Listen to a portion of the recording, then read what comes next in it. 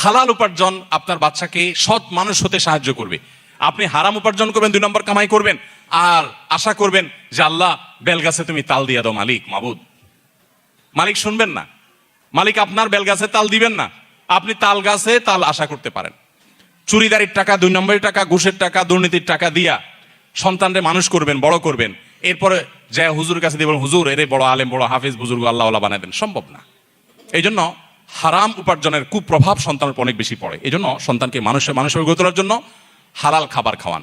মায়েরা আজকাল ছোট পোলাপানের পিছনে খাবার নিয়ে যে পরিমাণ দৌড়ায়, যে পরিমাণ পাগল পড়া থাকে, যেখানেই যাবেন মাদের দেখবেন একটাই পেরেশানি, সেটা হলো যে বাটি নিয়ে চামচ নিয়ে বাচ্চার পিছনে পিছনে গুড়গুড় করে। কেন? বাচ্চা খায় না।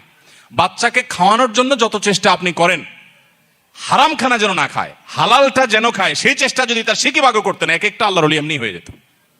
তো এই জন্য আমার সন্তানের পেটে কোনো হারাম যেন না ঢুকে, সেই চেষ্টা আমাদেরকে করতে হবে।